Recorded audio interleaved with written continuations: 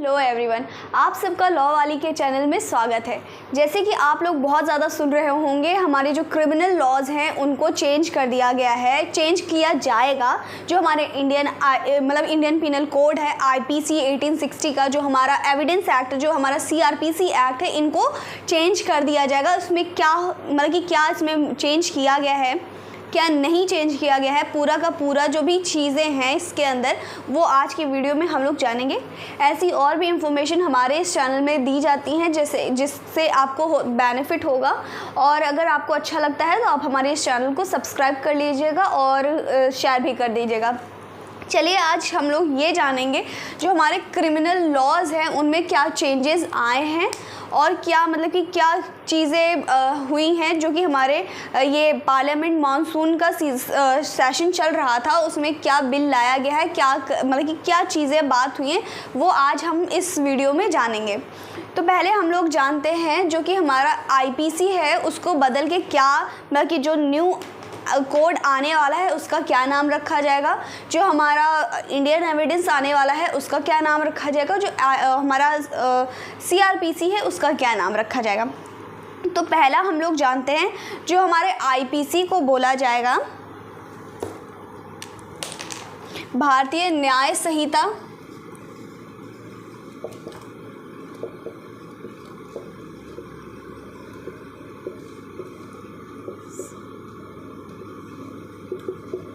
जो कि 2023 होगा। ये हमारा IPC होगा और हमारा जो CRPC होगा उसको बोला जाएगा भारतीय नागरिक सुरक्षा संहिता।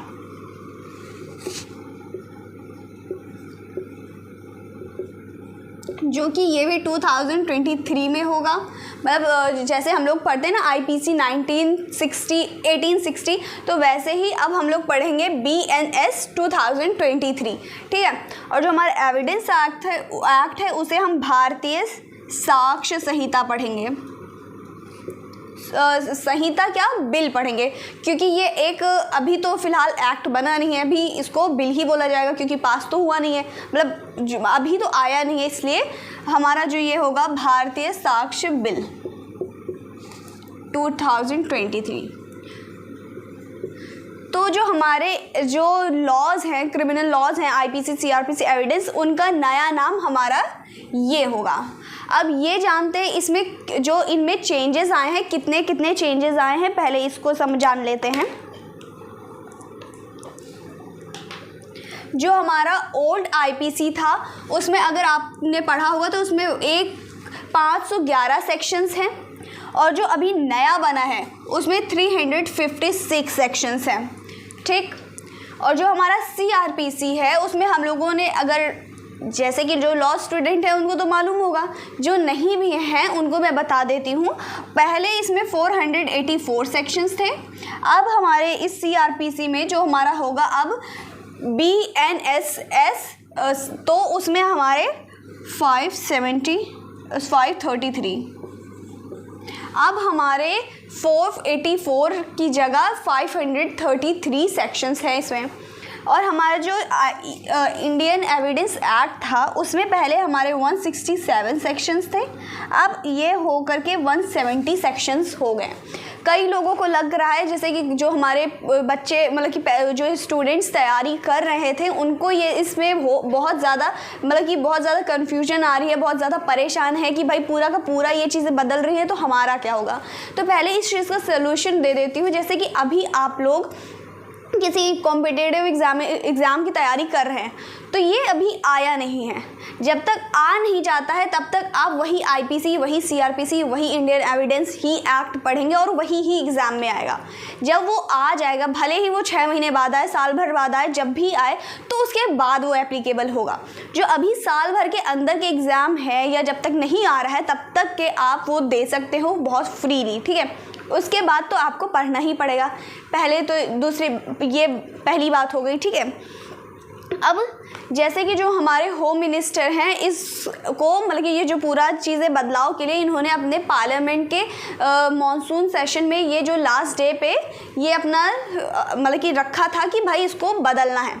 ये कोई नया नहीं है। पहली बात मैं आपको बता दूं, 2019 से ये चीज़ें चल रही हैं। अगर आप लोगों ने मोदी जी का कोई भी इस इंटरव्यू या देखा होगा तो उन्होंने बहुत पहले ही ये चीज़ें लेकर के आए थे कि जो हमारे अंग्रेज़ों की टाइम से चीज़ें चलती आ रही थी उनको बदला जाएगा। तो ये कोई नया नहीं है। तो जो अमित शाह का वीडियो था, मतलब कि पार्लियामेंट में जो भी बातें थी उसमें से वो कहते हैं कि जैसे कि 2019 से चीज़ें चल रही थी, ठीक है, तो उन्होंने कई लोगों से कंसल्ट किया है। ये नहीं कि खुद के दिमाग में आया और इसको बना दिया। तो किन किन लोगों से कंसल्ट किया है ये जान लेते हैं। तो जैसे कि सीएम हैं, हमारे स्टेट के सीएम्स हैं, मतलब चीफ मिनिस्टर्स हैं, हमारे गवर्नर्स हैं, रिकमेंडेशन कमेटीज़, कई कमिटीज़ बैठाई गई थी, उनसे भी रिकमेंडेशन ली गई। और जो हमारे स्टेट 18 स्टेट से 6 यूनियन टेरिटरी से जो हाई कोर्ट हमारे हैं, हमारे ऑनरेबल सुप्रीम कोर्ट्स हैं उनसे, और 22 लॉ कमीशन रिपोर्ट्स, इन सब कई लोगों से, मतलब कहने का ये मतलब है कई लोगों से पूरा कंसल्ट करके ये चीज़ें बदलाव लाई गई हैं। अब इसमें क्या क्या बदलाव आए हैं फिर ये बताते हैं। देखिए, लोगों को लग रहा है कि पूरा का पूरा बदल दिया गया है, पर देखिएगा अगर आप नया वाला पढ़ेंगे तो कुछ खास बदलाव नहीं किए गए हैं। जो सेक्शंस हैं उनको बदला गया है। अब जैसे कि क्या लोग कह रहे हैं, सबसे ज़्यादा ये बहुत चर्चे में है, जो हमारा 124 IPC है जो सेडिशन का बोलता है। तो क्या कह रहे हैं कि जो मतलब कि इस सेडिशन का जो सेक्शन है ये हटा दिया गया है, रिपील कर दिया गया है। मतलब ये जो हम जो देशद्रोह राजद्रोह पढ़ते थे उसको हटा दिया गया है। वो हटाया नहीं गया है, इधर से उधर करके उसको भी रखा गया है, उसको हटाया, बस उस सेक्शन को हटा दिया गया है। क्योंकि क्या था कि पहले जो इस चीज़ पे बहुत कई गवर्नमेंट्स मिसयूज़ इसका करती थी, किसी को भी अंदर कर दिया। तो ये चीज़ों को कम करते हुए अलग अलग सेक्शंस में इन सब चीज़ों को डाला गया है, ठीक है। और जैसे कि अब ये है जो IPC है, IPC में देखिए 1860 की IPC बनी हुई थी, आज भी हालांकि चल रही थी, लेकिन उसमें कई ऐसे लॉज थे जिनको आज के हिसाब से हमारी सोसाइटी के हिसाब से उन्हें बदल जाना चाहिए था, जो कि मुझे लगता है बहुत सही हुआ है। और इसमें एक ऐसी अप्रोच को लेकर के आया गया है जैसे कि क्या होता था, कोर्ट्स नॉर्मली जो ऐसे ही चलती थी, अब ऑनलाइन मोड को भी बहुत ज़्यादा इस पर इफ़ेक्ट दिया गया है कि ऑनलाइन हर चीज़ डिजिटलाइज की जाए। अब क्या हुआ, जैसे कि हमारी कोर्ट्स चलती थी, कोर्ट्स के भी सारे काम को डिजिटलाइज किया जाए।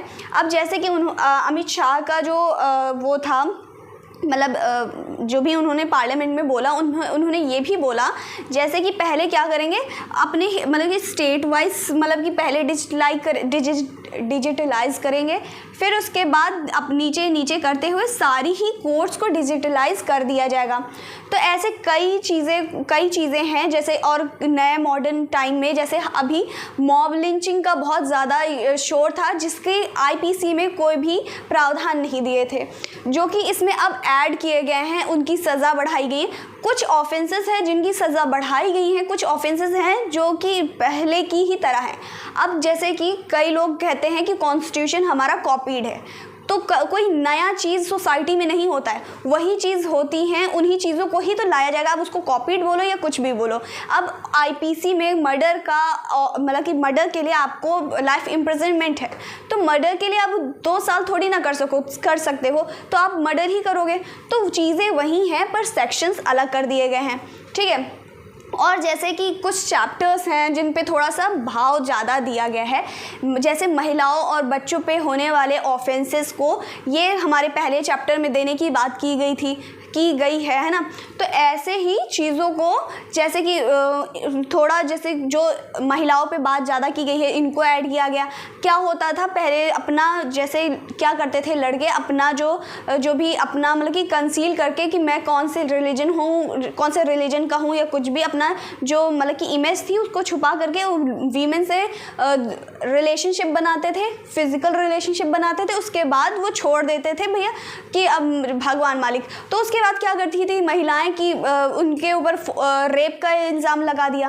तो इन सब चीज़ों का भी प्रावधान रखा गया, इसका भी सज़ा रखी गई कि देखिए कई केसेस में आप लोगों ने ये सुना होगा कि अगर ये सब करके अगर रेप का लड़की चार्ज लगा रही है तो उसे रेप नहीं माना जाएगा, क्योंकि कंसेंट से हो रहा है। भले अपनी उसने कंसील किया, अपनी जो भी इमेज है उसको कंसील किया, लेकिन इस चीज़ के लिए भी प्रावधान इसमें लाए गए, ठीक है। और जैसे क्या होता था, पुलिस किसी को भी मतलब कि ऐसे किसी को भी नहीं, मतलब जैसे पुलिस कोई भी इंफॉर्मेशन मिली जाके अरेस्ट कर लिया, जाके उसको परेशान किया। तो इसमें ये बोला गया जो सेक्शन 41 सीआरपीसी के जो भी अंदर आते थे, जैसे कि अगर किसी को आप अरेस्ट कर रहे हो तो उसके प्रॉपर ध्यान देखो, रीज़न टू बिलीव होना चाहिए कि हाँ इस यही एक्यूज़ है। किसी की सिर्फ इंफॉर्मेशन पे आप किसी को अरेस्ट कर लो, उसे टॉर्चर करो, ये सही नहीं है। आप उसको पूरा ढंग से देखोगे कि अगर उसने किया है, आपको लग रहा है विक्टिम मतलब कि एक्यूज़ हो सकता है, तो आप करोगे। ऐसे ही कोर्ट्स पे भी कुछ पाबंदी लगा दी गई है। अगर ट्रायल हो गया है, सब कुछ हो चुका है, तो आप कोर्ट्स को 30 डेज़ में ही मतलब कि जजमेंट सुना देना होगा, और उसके बाद उसके 7 दिनों के अंदर ही उसको ऑनलाइन भी डालना होगा। ये चीज़ें भी लेकर के आई गई है ना। और इसमें जैसे कि क्या था, ज़ीरो